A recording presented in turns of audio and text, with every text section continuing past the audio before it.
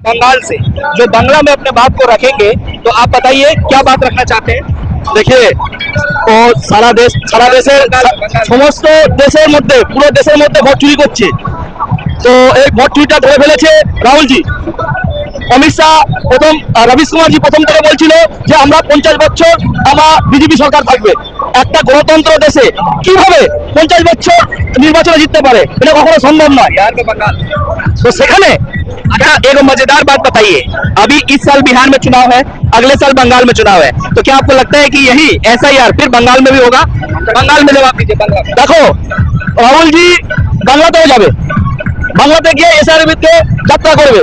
আর আর কোন স্টেটে বাঙাল কেন ভারতবর্ষে কোনো রাজ্যে এসআর দিয়ে চুরি করতে পারবে না, এটা বলে দিলাম। আর নির্বাচন কমিশন চলে যাবে, আর যারা রিটায়ার্ড করছে তারাও চলে যাবে। রাহুলজির মতো সৎ অনেস্ট লোক আমাদের ভারতবর্ষে নেই। सब मिलकर लड़ाई लड़ेंगे।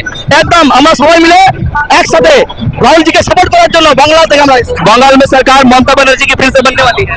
দেখো মমতা ব্যানার্জি সরকার সম্ভাবনা বেশি, কিন্তু কংগ্রেস ওখানে অনেক ভোট অনেক বিধায়ক নিয়ে আসবে। ममता की बने ना बने, लेकिन कांग्रेस की बनेगी।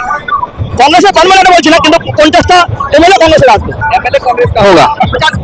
50 एमएलए कांग्रेस का आएगा। आप बंगाल से आए हैं यहाँ पर ऐसा सपोर्ट करते हैं। একদম সাপোর্ট করলে এসিজি সাপোর্ট করার জন্যই। बहुत बहुत धन्यवाद।